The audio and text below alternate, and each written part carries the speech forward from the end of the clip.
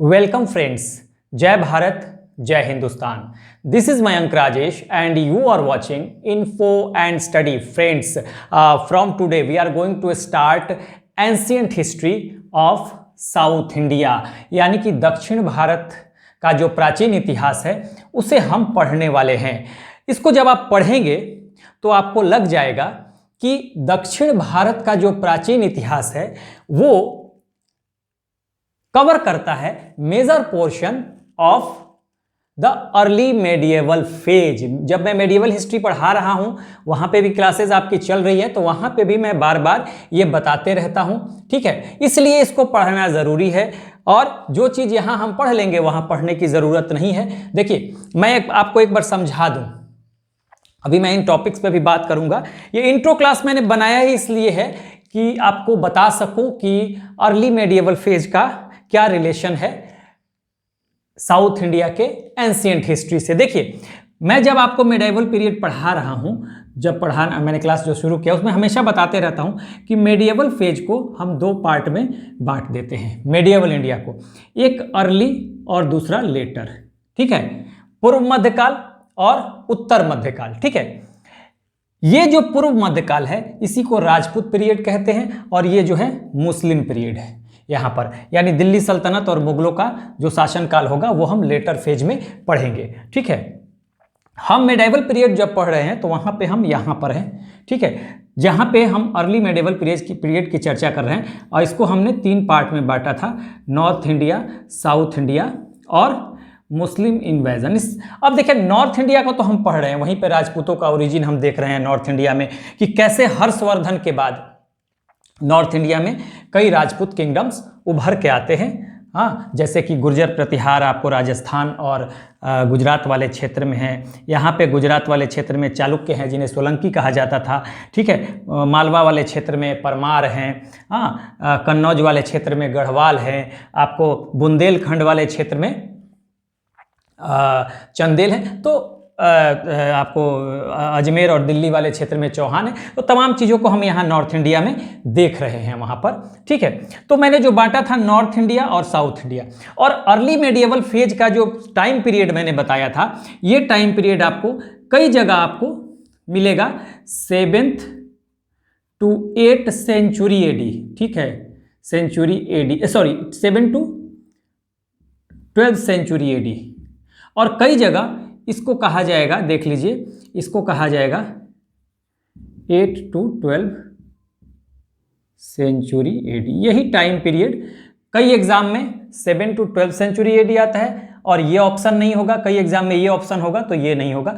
खासकर हर्षवर्धन का जो पीरियड है 606 एडी से लेकर 647 एडी तक, यानी 647 एडी में जब एंशिएंट पीरियड को हम खत्म करते हैं, हर्षवर्धन, वहीं पे हर्षवर्धन का शासनकाल खत्म होता है और वहीं से एंशिएंट हिस्ट्री हमारा जो है उसका एंड हो जाता है, ठीक है। उसके बाद से यानी 647 एडी के बाद से जो भी पीरियड है 12वीं शताब्दी तक, ठीक है, 12वीं शताब्दी तक के अंत तक 7th to 12th century AD या 8 to 12th सेंचुरी एडी, इसको हम अर्ली मेडिएवल फेज कहते हैं। इसी फेज को हम राजपूत पीरियड कहते हैं, ठीक है। तो नॉर्थ इंडिया में तो राजपूत एक्टिव हैं और फिर साउथ इंडिया में भी इसी पीरियड में कुछ एक्टिविटीज चलती है, ठीक है। साउथ इंडिया में भी कुछ एक्टिविटीज चलती है। तो इसी पीरियड में जो साउथ इंडिया में एक्टिविटीज चल रही है, समझ लीजिएगा, तो उससे हम साउथ इंडिया के एंशिएंट हिस्ट्री में रखते हैं, साउथ इंडिया के एंशिएंट हिस्ट्री में, यानी दक्षिण भारत के प्राचीन इतिहास में। लेकिन वहीं पे अगर हम ओवरऑल इंडिया की बात करें तो इसी पीरियड में अर्ली मेडिएवल फेज में ही कुछ ऐसे डायनेस्टीज हैं साउथ इंडिया में जो एक्टिव हैं, जैसे चालुक्य हैं, पल्लव हैं, राष्ट्रकूट हैं। तो ये एक तरह से देखा जाए तो अर्ली मेडिएवल फेज में ही साउथ इंडिया में एक्टिव हैं, यानी जिस समय हम इधर राजपूतों की बात कर रहे हैं नॉर्थ इंडिया में, उसी समय साउथ इंडिया में ये डायनेस्टीज एक्टिव हैं। और जब मैं मेडिएवल हिस्ट्री पढ़ा रहा था उस समय भी मैंने बताया था कि जो हमने ट्राईपार्टाइट स्ट्रगल देखा था, गुर्जर प्रतिहारों को पालाज को और दक्षिण की एक शक्ति राष्ट्रकूटाज को। यही राष्ट्रकूटाज है जिसे हम मध्यकालीन भारत की जब हमने शुरुआत की थी तो हर्षवर्धन के बाद हमने ट्राईपार्टाइट स्ट्रगल से शुरुआत की थी, त्रिपक्षीय संघर्ष यहाँ कन्नौज को लेकर। ठीक है, कन्नौज को लेकर हमने त्रिपक्षीय संघर्ष, जो कन्नौज के लिए ये तीनों शक्तियां जो हैं ये भिड़ती हैं। तो ये इसकी भूमिका आपको पूरी तरह से मध्यकालीन भारत में देखने को मिल रही है कन्नौज के लिए राष्ट्रकूटों की। ठीक है, मैंने एक चीज आपको समझना बहुत जरूरी है कि साउथ इंडिया के लिए ये एंशिएंट पीरियड है, लेकिन यहां से अगर देखें तो पूरे भारत के लिए ये अर्ली मेडिएवल फेज है और इसी फेज में राजपूत भी जो है नॉर्थ इंडिया में एक्टिव है। इसीलिए मैंने कहा था कि जब हम अर्ली मेडिएवल फेज पढ़ेंगे तो वहां पे हम नॉर्थ इंडिया में तो पढ़ ही रहे हैं, साउथ इंडिया का मेजर पोर्शन हम एंशिएंट हिस्ट्री में ही खत्म कर लेंगे। यहां पर हमें सिर्फ एक चोल ओल को पढ़ना रहेगा, जो मेडिएवल चोल है वही हम यहां पे देखेंगे, बाकी आपका यहां खत्म हो जाएगा। तो इसलिए जब आप मेडिएवल हिस्ट्री पढ़ रहे हैं तो आपको यह ध्यान देना होगा कि मेडिएवल हिस्ट्री में साउथ इंडिया वाला पोर्शन आपको एंशिएंट हिस्ट्री में ही खत्म हो। साउथ इंडिया का माने अर्ली मेडिएवल फेज का, ठीक है, जो राजपूत पीरियड है, नॉर्थ इंडिया में जो राजपूत पीरियड है और साउथ इंडिया में उसी समय कुछ डायनेस्टीज चालुक्य, पल्लव और राष्ट्रकूट जो हैं वो हम यही एंशिएंट हिस्ट्री में खत्म कर लेंगे। ठीक है, तो एक तरह से आप समझिए कि जो एंशिएंट हिस्ट्री हम यहाँ पढ़ रहे हैं, यहाँ से पढ़ेंगे, वो अर्ली मेडिएवल फेज ही है, यानी कि नॉर्थ इंडिया के राजपूत फेज के समय ही कुछ एक्टिविटीज ये करते हैं चालुक्य, पल्लव और राष्ट्रकूट। कहाँ पे?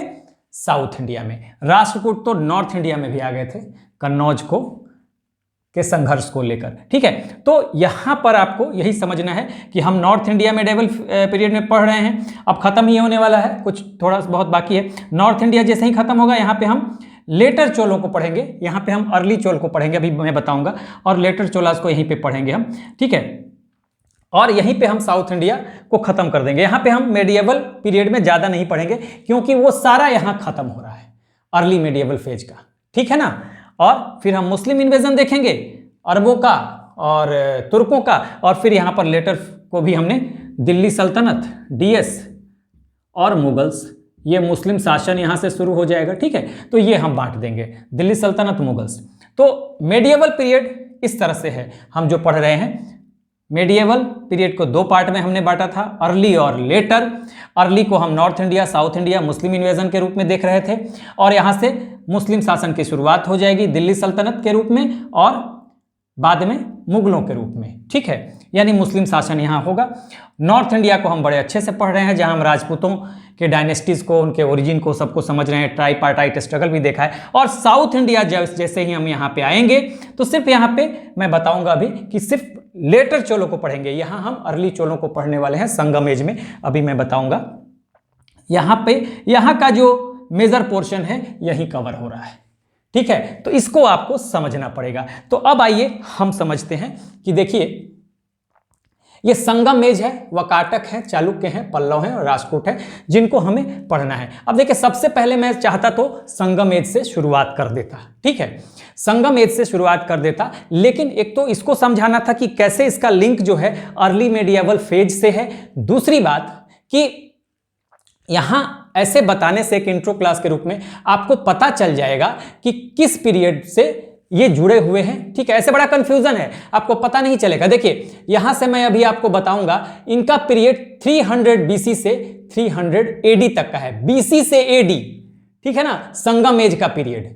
ठीक है ना, संगम एज का जो पीरियड है 300 बीसी से 300 एडी तक का है, 300 एडी तक का है। और देखिए यहाँ पर मौर्यंस का पीरियड 322 टू 185 बीसी और post Maurya period through 300 BC to 300 AD तक का है। यानी कि आप देख लीजिए कि जब मौर्यों का शासन नॉर्थ इंडिया और साउथ के कुछ पार्ट में चल रहा है, देखिए यहां तक कर्नाटका और आंध्रा तक आप कह सकते हैं कि ये जो था मौर्यंस थे, बाकी ये यहां तक ये पूरा मौर्यंस थे। मैं जब मौर्य पढ़ाया था तो मैंने बताया था। उसके बाद नीचे अगर देखें, थोड़ा सा और आप इसको ऊपर ही ले लें, ठीक है, थोड़ा सा और ऊपर ले लें इसको, इस तरह से। ठीक है, तो ये पीरियड आपको पोस्ट मौर्यन, पहले मौर्यंस और पोस्ट मौर्यन का जो पीरियड है, मौर्यंस 322 टू 85 बीसी और पोस्ट मौर्यंस जो हैं, हाँ, जिसमें आपको कुछ विदेशी शक्तियाँ आती हैं नॉर्थ वेस्ट से, इंडो ग्रीक, हाँ, शक, आपको पर्थियंस, कुषाण सब इधर से आएंगे और कुछ देसी ताकतें भी यहाँ पे उभरेंगी, अभी मैं बताऊंगा, मैंने बताया भी है पहले। उसी समय यहाँ पे एक्सट्रीम साउथ में 3 डायनेस्टी आपको दिखाई देती हैं। अब वो डायनेस्टीज कौन कौन से हैं इसको हम समझ जाते हैं। जो संगम एज, इसलिए संगम एज का पीरियड मौर्यंस और पोस्ट मौर्यंस के पैरेलल आप रख सकते हैं। संगम एज का जो पीरियड है ये मौर्यंस और पोस्ट मौर्यंस के पैरेलल आप रख सकते हैं। यही मुझे यहां पे बताना था, ये आपका क्रिस्टल क्लियर होना चाहिए जो चीजें आप पढ़ रहे हैं, ठीक है ना। मौर्यंस और पोस्ट मौर्यंस के पैरेलल आपको दिखाई दे रहा है ये। और यहां पे हम पढ़ रहे हैं चेपाचो। चेपाचो आप याद रखिए शॉर्ट फॉर्म में, चेरा यानी चेर, पांड्या या पांड्य आप कह सकते हैं, और चोल यानी चोला, ठीक है। अब देखिए यहां पर जो हम पढ़ने वाले संगम एज में, ये संगम एज था क्या? देखिए संगम एज के बारे में जो जानकारी मिलती है ये बस हम यहां पर एक इंट्रो क्लास के रूप में देख रहे हैं, एक ओवरऑल आपको ओवरव्यू मिल जाए। देखिए ये जो है ये केरला वाला आज का जो क्षेत्र है, ये केरल वाला, ये थे चेर थे, ठीक है। उसके बाद अगर देखें तो यहां तमिलनाडु का ये जो नीचे वाला पोर्शन है, ये वाला, ये एक तरह से देखा जाएगा तो ये थे पांड्य, और फिर आप देखेंगे तो ये वाला पोर्शन तमिलनाडु का, ये ऊपर वाला, ठीक है, ये वाला जो क्षेत्र है ये चोलों का था। ये आज का जो केरला है, ठीक है, ये आज का केरल है, ठीक है, जिसे हम मालाबार कोस्ट भी कहते हैं, ठीक है, वेस्टर्न घाट की तरफ। तो ये चेर है, ये चोल हैं और ये पांड्या हैं, रेड पांड्या हैं, ठीक है। देखिए मैं यहाँ लिख भी देता हूँ, ये देखिए सी यानी कि चेर, ये पी यानी कि पांड्या, और फिर सी एच यानी कि चोला, ठीक है। ये आपका लोकेशन है। इन्हीं के बारे में हम संगम एज में पढ़ने वाले हैं, और संगम एज में का जो पूरा जो पूरी जानकारी है वो तमिल लिटरेचर पे है, ठीक है ना, तमिल लिटरेचर पे है। तो तमिल लिटरेचर होता क्या था उस समय कि गोष्ठी कराई जाती थी, ठीक है, कवियों की गोष्ठी होती थी, ऐसे जिनको संगम कहा जाता था, इसीलिए इनका नाम संगम एज पड़ा। हम जब पढ़ेंगे इस संगम एज को तो डिटेल में पढ़ेंगे, ठीक है। तो संगम इसलिए संगम एज कहा गया कि उस समय तमिल कवियों की गोष्ठियां होती थी, उन्हीं को संगम कहा जाता था, ठीक है, उन्हीं को संगम कहा जाता था। ऐसी 3 गोष्ठियों की चर्चा है, और वहां पे जो लिटरेचर तैयार हुए उन्हीं लिटरेचर के आधार पर इन तीनों डायनेस्टीज के बारे में हमें जानकारी मिलती है। तो इन्हीं के बारे में हम संगम एज में पढ़ने वाले हैं। पहले जनरल इंफॉर्मेशन हम लेंगे, फिर वहाँ पे हम साहित्य को देखेंगे, बहुत सारे इंपॉर्टेंट साहित्य हैं वहाँ पे, लिटरेचर हैं, और मतलब कहते हैं एपिक्स हैं, काव्य ग्रंथ हैं, जैसे कि शिल्पाधिकारम, ठीक है, मणि मेखलई, हाँ, जीवक चिंतामणि, वो सब यही हम देखने वाले हैं। तो ये संगम एज के बारे में हम पढ़ेंगे, चोल, पांड्या और चेरा। तो ये संगम एज आप समझ गए, ये वही पीरियड है जब नॉर्थ इंडिया में और कुछ साउथ के इस पार्ट में, यहां तक मैंने बताया ही आपको, कौन एक्टिव है। ये पीरियड किसका था?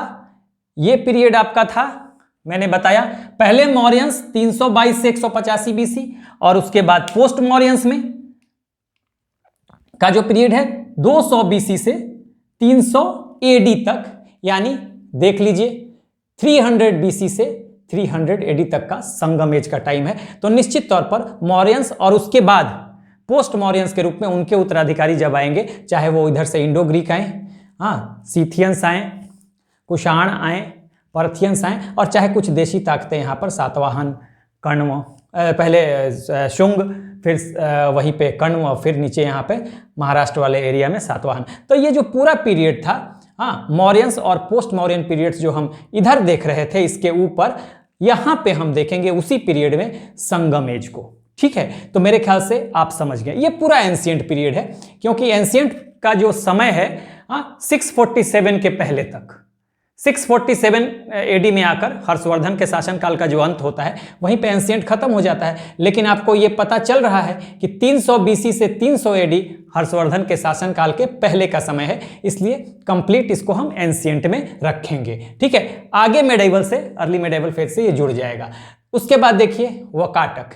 वकाटक अब हम यहां पे समझेंगे इस मैप में, इस मैप में इन सबको समझते हैं। देखिए 250 से 550 वकाटक हैं, तो निश्चित तौर पर ये भी जो हैं ये एंशिएंट पीरियड में ही पढ़ेंगे। 647 एडी के पहले की ये बात है, हर्षवर्धन के शासन के अंत के पहले की बात है। तो ये आपको पड़ेगा कहाँ पे, ये पड़ेगा एंशिएंट पीरियड में ही। ओवरऑल इंडिया को देखिए, अब देखिए समझिएगा, मैंने अभी अभी बताया कि जब मौर्यंस का अंत होता है तो उनके सक्सेसर के रूप में नॉर्थ वेस्ट से कौन आते हैं, कुछ फॉरेनर्स आते हैं, इंडो ग्रीक, खासकर मध्य एशिया से, सेंट्रल एशिया से इंडो ग्रीक आएंगे। इधर से ही इन्वेजन होगा किसका, सीथियंस यानी शकों का। इधर से ही इन्वेजन होगा पर्थियंस का, यानी कि पहलवों का। देखिए यहां पल्लव है और यहां पे पहलव, यहां पे पल्लव है, यहां पे पहलव, यानी कि पर्थियंस उनको कहते थे। और फिर कुषाण आएंगे, ये विदेशी सक्सेसर होंगे मौर्यों के। और उसके बाद कुछ देसी सक्सेसर भी आएंगे इसी पीरियड में, पोस्ट मौर्यन पीरियड में, 200 बीसी टू 300 एडी के बीच में। तो देसी सक्सेसर के रूप में यहां देखेंगे सबसे पहले कौन आता है, नॉर्थ इंडिया में आएगा सबसे पहले यहां पे शुंग डायनेस्टी। पुष्यमित्र शुंग अंतिम मौर्य शासक बृहदत्त की हत्या करके यहां पे शुंग डायनेस्टी की शुरुआत करेगा नॉर्थ इंडिया में। और फिर यहीं पे कण्वा आ जाएंगे। ठीक है, फिर कण्वों को हराकर आप समझेंगे कि यहां पर महाराष्ट्र वाले क्षेत्र में एक तरह से देखेंगे तो यहां पर आ जाएगा कौन, सातवाहन। हालांकि ये कण्वों को हरा के आएंगे, लेकिन इनका ओरिजिन भी यहीं से होगा और ये कण्वों को हरा के आगे भी बढ़ेंगे, लेकिन इनका मेन जो डोमिनेंस होगा ये सातवाहनों का यहीं पे होगा दक्षिण भारत में, और दक्षिण भारत में खासकर ये महाराष्ट्र में। तो ये यहाँ पर सातवाहन आ गए। ठीक है, उसके बाद थोड़ा कर्नाटका वाला एरिया भी जैसे ही आप इसमें मिलाएंगे, ठीक है, कर्नाटका वाला एरिया जैसे ही मिला दिए, ये सातवाहनों के बाद यहां पे कौन आ गया, वकाटक आ गए। ठीक है, समझिएगा सीक्वेंस, वकाटक आ जाएंगे। देखिए अब वकाटक पे हम पहुंच गए, पहले सातवाहन फिर वकाटक, फिर वकाटकों सॉरी ये मैंने गलत कर दिया। ये जो सातवाहन थे ना, ये जो सातवाहन हैं ये महाराष्ट्र वाले जो पार्ट में है। ठीक है, यहीं पे एग्जैक्ट जब कर्नाटका जोड़ेंगे तो वातापी के चालुक्य आ जाएंगे। ये सातवाहन है, यहीं पे महाराष्ट्र वाले क्षेत्र में वकाटक आ जाएंगे। ठीक है, सेम इसी प्लेस पे सातवाहन जहां पे हैं वहीं पे ये महाराष्ट्र वाला क्षेत्र है, आ जाएंगे वकाटक। लेकिन अब वकाटकों के बाद कुछ कर्नाटक का क्षेत्र जुड़ेगा इसमें, और यहीं पे कर्नाटक में आ जाएंगे कौन, वातापी के चालुक्य। वातापी लिखा है ना, वातापी या बादामी। ठीक है, कर्नाटक के बीजापुर डिस्ट्रिक्ट में पड़ता है, तो वातापी या बादामी, यहाँ पे वातापी या बादामी के चालुक्य आ जाएंगे। ठीक है, उसके बाद इसी जगह पे राष्ट्रकूट आ जाएंगे, इनका अंत होगा और यहीं पे इनको हरा के राष्ट्रकूट आएंगे यहीं पे, और फिर राष्ट्रकूट को हरा के फिर चालुक्य आएंगे दूसरे, कल्याणी के चालुक्य। ठीक है, यहाँ पे देखिएगा चालुक्य भी वेस्टर्न है और ईस्टर्न है, यानी पश्चिमी है। तो पश्चिमी में आपको वातापी के चालुक्य और कल्याणी के चालुक्य, समझ रहे हैं। और एक और वेंगी का चालुक्य जो आंध्रा में आएंगे, इधर कर्नाटक के अपोजिट यहां वेंगी के चालुक्य आएंगे। तो इनको हमें बहुत ज्यादा नहीं पढ़ना, मेन इन्हीं को पढ़ना है। इतना बस आप इंफॉर्मेशन रखिए कि यहाँ पे इन्हीं का ब्रांच था बेसिकली। ठीक है, वेस्टर्न चालुक्यों का ही ब्रांच था, तो ये वेंगी के चालुक्य। अब आप देखिए कि ये वेंगी के चालुक्य हैं। यहीं पर आप देखेंगे कि बाद में चल के ये यहीं पे आप देखेंगे कि पल्लव, ये पल्लव आते हैं, ये पल्लव देखिए। ठीक है, और फिर थोड़ा एरिया बढ़ने के बाद यहां पर मेडिएवल चोला आ जाएंगे, ये अर्ली चोलाज हैं, समझिए संगम में जो हम पढ़ रहे हैं अर्ली चोलाज हैं, तो इनको हम अर्ली चोलाज लिख देते हैं। अर्ली चोला जो एंशियंट के हैं, एंशियंट चोलाज, ठीक है। और ये जो चोल हैं ये हैं आपको, इनको आप कर सकते हैं मेडिएवल चोला, मेडिएवल यानी मध्यकालीन चोल, जिनको कि हम देखेंगे अर्ली मेडिएवल फेज में, ठीक है। तो अब मेरे ख्याल से आप समझ गए होंगे, फिर से एक बार समझ लीजिए। ये सारे को हम देख चुके, ठीक है। हमने क्या बताया, सबसे पहले जो देशी ताकतें उभर के आएंगी कहां पे, भारत के नॉर्थ में और साउथ में, उसमें आप देखेंगे मौर्यों के सक्सेसर के रूप में, मौर्यों के उत्तराधिकारी के रूप में। जब मौर्यों का अंत होगा तो यहां पर नॉर्थ इंडिया में पहले यहां पर सुंग डायनेस्टी, फिर यहीं पे कण्व डायनेस्टी। लेकिन साउथ में क्या होगा, साउथ में यहां पर महाराष्ट्र वाले क्षेत्र में सातवाहन आएंगे, ठीक है। सातवाहनों के बाद इसी क्षेत्र पर कंट्रोल होगा वाकाटकों का, ठीक है, क्योंकि वाकाटक भी इनके सामंत हैं, फ्यूडेटरी हैं, ठीक है। फिर थोड़ा और एरिया हम कर्नाटका का ले लेंगे तो वहीं पे वातापी के चालुक्य इसी एरिया पे आ जाएंगे, ये इनके सामंत हैं, वाकाटकों के सामंत हैं, ठीक है। उसी तरह से इसी क्षेत्र पे, सेम इसी क्षेत्र पे इनके सामंत राष्ट्रकूटा हैं, जो कि इनको हरा के राष्ट्रकूट डायनेस्टी बनाएंगे। और फिर इसी प्लेस पे राष्ट्रकूटों का जगह लेंगे चालुक्य, कल्याणी के चालुक्य, ये भी जो हैं इनके फ्यूडेटरी हैं, यानी सब एक दूसरे के फ्यूडेटरी हैं। देखिए सातवाहनों के फ्यूडेटरी वाकाटक, वाकाटकों के फ्यूडेटरी चालुक्य, चालुक्यों के फ्यूडेटरी राष्ट्रकूट, और राष्ट्रकूटों के फ्यूडेटरी चालुक्य कल्याणी के, यहाँ पर वातापी के चालुक्य और यहाँ पर कल्याणी के चालुक्य। तो एक तरह से जो भी फ्यूडेटरीज हैं यानी सामंत हैं, वो अपनी अपनी सत्ता स्थापित करते जा रहे हैं एक दूसरे को हराने के बाद। सातवाहनों की जगह पे वाकाटक आते हैं, वाकाटकों की जगह पे चालुक्य वातापी वाले आते हैं या बादामी वाले, फिर इनको हराएंगे और राष्ट्रकूट डायनेस्टी यहीं पे शुरू होगी। फिर यहीं पे शुरू हो जाएगी चालुक्य, कल्याणी के चालुक्य यहाँ पे आ जाएंगे। उसी तरह से यहाँ पे पल्लव वंश की शुरुआत होगी और थोड़ा सा एरिया जब बढ़ेगा यहाँ पे नीचे की तरफ तो यही चोल आ जाएंगे, पूरा एरिया लेके चोल आ जाएंगे मेडिएवल हिस्ट्री में, यानी अर्ली मेडिएवल फेज में, इसी अर्ली मेडिएवल फेज में, ठीक है। तो मेरे ख्याल से आप समझ रहे होंगे। अब यहाँ पर समझने वाली बात यह है कि देखिए ये चालुक्य और राष्ट्रकूटा जो है, यहां पे देखिएगा ये चालुक्य और राष्ट्रकूटा और ये पल्लव, ठीक है। चालुक्य और राष्ट्रकूटाज ये दोनों पैरेलल है, ये दोनों और ये चोल और ये दोनों पैरेलल है, यानी पैरेलल सत्ता चल रही है। आप देखेंगे, आप देखिए अब यहां पे समझिए कि जब हम चालुक्यों को पढ़ रहे हैं तो वादामी के चालुक्यों को देख लीजिए, यही जो चालुक्य हैं वाकाटकों की जगह आते हैं। 550 से 770 एडी का इनका टाइम है। ये टाइम एग्जैक्ट नहीं है, थोड़ा बहुत अंतर आपको हर जगह मिलेगा, लेकिन आपको जरूर दिखाई देगा कि mid of the 6th century से लेकर mid of the 8th century तक ये एक्टिव है यहां पर, ठीक है। तो इसका मतलब ये है कि हर्षवर्धन के पहले जब ये शुरू करते हैं, ये एडी का समय है, ये हर्षवर्धन के पहले का समय है, लेकिन ये तो हर्षवर्धन के बाद का समय है, यानी कि ये एंशिएंट को भी कवर कर रहा है और अर्ली मेडिएवल फेज को भी कर रहा है। कौन? बादामी के चालुक्य, ठीक है। इसी तरह से ये तो पूरा वाकाटक जो है मैंने बताया 250 टू 550 एडी, 647 एडी के पहले का है, यानी कि पूरा एंशिएंट पार्ट कवर कर रहा है भारत का, जो एंशिएंट पीरियड का टाइम है। तो यहां से ये और ये दोनों कंप्लीट एंशिएंट है, लेकिन यहां से आप देखेंगे कि ये अर्ली मेडिएवल फेज को भी कवर कर रहा है। उसके बाद 550 टू 770 यही अराउंड समय है जब पल्लव भी एक्टिव है यहां पर, ठीक है। मैंने बताया ना कि ये पल्लव, देखिए पल्लव राष्ट्रकूट और चालुक्य राष्ट्रकूट और पल्लव, ये दोनों जो हैं ये दोनों इसके पैरेलल है, लगभग थोड़ा बहुत का अंतर हो सकता है लेकिन पैरेलल चल रहे हैं, समानांतर चल रहे हैं। तो इनका भी शासनकाल देखिए, ये जो है पल्लवों का, ये है एंशिएंट पीरियड और ये है मेडिएवल पीरियड, यानी 647 एडी के बाद का जो भी समय होगा वो अर्ली मेडिएवल फेज में आप ले सकते हैं।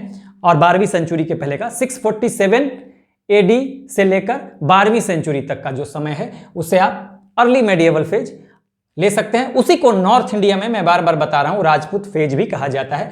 हाँ, तो देखिए पल्लव भी अर्ली मेडिएवल फेज में है, ठीक है। ओवरऑल इंडिया के लिए तो साउथ इंडिया कि एंशियंट हिस्ट्री है, लेकिन अर्ली मेडिएवल फेज यानी पूर्व मध्यकाल में है। आगे देखते हैं राष्ट्रकूटों को।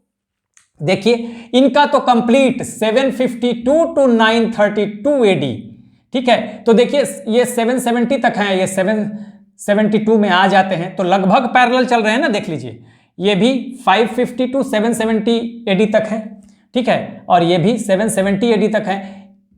इनका जो उदय होता है अराउंड 752 एडी होता है। तो इसका मतलब है कि चालुक्य, वातापी के जो चालुक्य हैं, ठीक है, वातापी के जो चालुक्य हैं और राष्ट्रकूट हैं और पल्लव हैं, ये पैरेलल चल रहे हैं। इसीलिए मैंने बताया कि ये जो है, ठीक है, ये और ये पैरेलल है।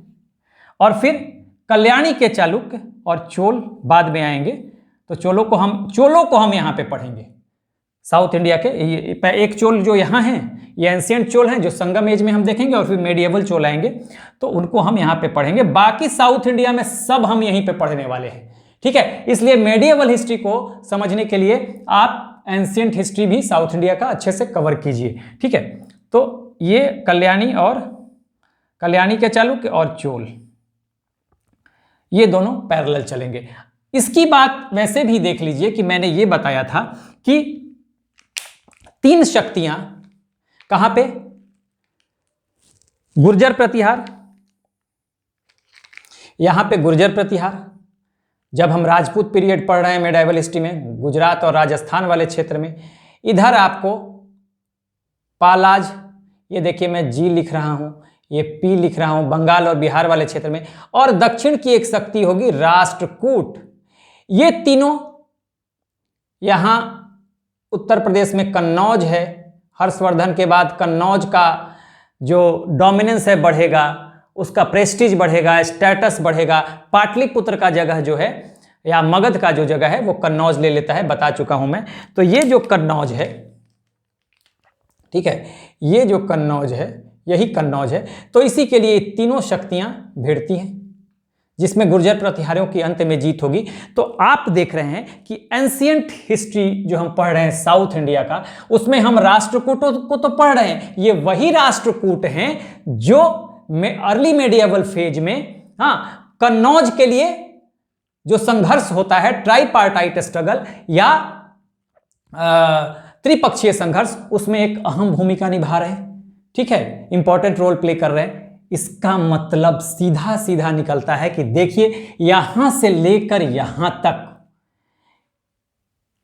हाँ, इनका जो लिंक है सीधे सीधे अर्ली मेडिएवल फेज से है, ठीक है। यानी कि अर्ली मेडिएवल फेज, मैं बार बार बता रहा हूं, ये राजपूतों का फेज है नॉर्थ इंडिया में, ठीक है।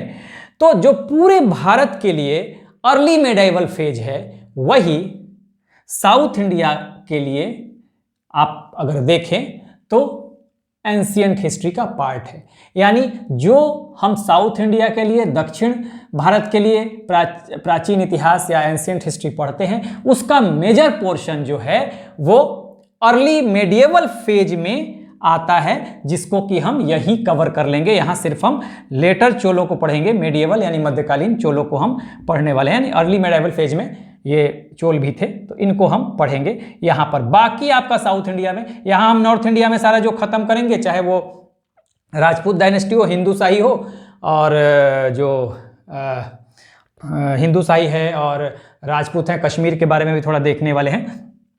तो अर्ली मेडिएवल फेज में यहाँ खत्म करके यहाँ बस चोल पढ़ लेंगे, ये लेटर चोलास खत्म।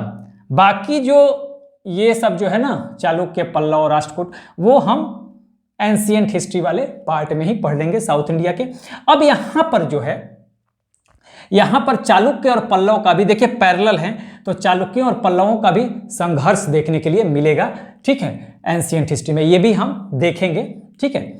तो इस तरह से एक, मुझे लगता है कि आपको साउथ इंडिया की जो एंशिएंट हिस्ट्री है उसके बारे में आपको अच्छा खासा आइडिया मिला होगा। ये लिटरेचर बेस्ड पूरा है, तमिल लिटरेचर पर। यहाँ पर आप देखेंगे तो साउथ इंडिया जो है वो आर्ट, कल्चर यानी आर्किटेक्चर है, इस पे रॉक कट्स, कंस्ट्रक्शन आपको देखने के लिए मिलेंगे, तो उसके लिए बड़ी फेमस है। कल्चर के लिए आप देखेंगे तो अजंता में इनका बड़ा महत्वपूर्ण योगदान है, अजंता वाले पार्ट में, ठीक है। यहाँ पे आपको आर्किटेक्चर मिलेगा, हाँ, पल्लव और चालुक्यों में, ठीक है। एलोरा वाले पार्ट में भी, हाँ, इनका बड़ा इंपॉर्टेंस है। तो आर्ट एंड कल्चर में आप देखेंगे साउथ इंडिया में बहुत सारे टेम्पल्स भी मिलते हैं, ठीक है। तो साउथ इंडिया की जो हिस्ट्री है ना, वहाँ पे आप कल्चरल डेवलपमेंट बहुत देखेंगे, आर्ट का डेवलपमेंट बहुत देखेंगे। तो वो सब जहाँ जहाँ जरूरत होगा हम हम देख लेंगे। फिलहाल ये जो आज का टॉपिक था, ये आपको यही बताना था कि हमें कैसे कैसे पढ़ना है। तो ये हमने एक पूरा फ्रेमवर्क आपको दे दिया। बस आपको यही ध्यान रखना है कि इसका लिंक जो है एंशिएंट हिस्ट्री का, जो साउथ इंडिया का है, इसका जो लिंक है, इसका जो रिलेशन है, अर्ली मेडिएवल फेज से भी है। अगर हम साउथ इंडिया की बात करें तो ये मुझे बताना था। आपको टाइम पीरियड इसलिए बताया ताकि आप डिस्टिंग्विश कर सकें, चीजों को समझ सकें, ठीक है। तो अब हम जो शुरू करेंगे, संगम एज से शुरू करेंगे, और पूरा का पूरा संगम एज गोष्ठियों पर आधारित है, हाँ, तमिल कवियों की गोष्ठियों पर आधारित है। और उसमें जो भी लिटरेचर, साहित्य, कविताएं जो भी लिखी गई, हाँ, कुछ एपिक्स लिखे गए हैं, ग्रंथ लिखे गए हैं, काव्य ग्रंथ लिखे गए हैं, शिल्पाधिकारम, मणिमेखलई, जीवक चिंतामणि, उसके अलावा और भी हैं, अहनारुरु, पुरनारुरु। तो उन सब से आपको इनके बारे में जानकारी मिलेगी, चेरों के बारे में, पांड्यों के बारे में, चोलों के बारे में। तो ये सारा हम देखेंगे, ठीक है। तो यहीं से हमारी शुरुआत होगी। उसके बाद हम धीरे धीरे वाकाटकों को देखेंगे, चालुक्यों को, और चालुक्य पल्लव संघर्ष देखेंगे, राष्ट्रकूटों को देखेंगे। तो इसी सीक्वेंस में हम पढ़ने वाले हैं। पहले हम पढ़ेंगे वाकाटकों को, फिर चालुक्यों को, फिर राष्ट्रकूटों को, फिर ये कल्याणी के चालुक्य, पल्लव, और फिर चोल। तो हम यहां पढ़ने वाले हैं मेडिएवल हिस्ट्री में, ठीक है। तो इस तरह से मैंने आपके दिमाग में एक फ्रेम दे दिया। इसको देखिए और इस फ्रेम को बना लीजिए, ठीक है ना। मैंने बार बार कहा कि मैं यहां से शुरू कर सकता था, लेकिन कंफ्यूज हो जाते हैं बच्चे, और कंफ्यूजन है यहां पर। जब आप साउथ इंडिया के हिस्ट्री में जाइएगा तो बहुत कंफ्यूजन है। इस वजह से इस कंफ्यूजन को दूर करने के लिए मैंने एक इंट्रो वीडियो बनाया। सो आप एक बार स्क्रीनशॉट ले लें अगर चाहें तो। This is the end of the video. Do like, share and subscribe. Take care. Keep smiling. Jai Hind.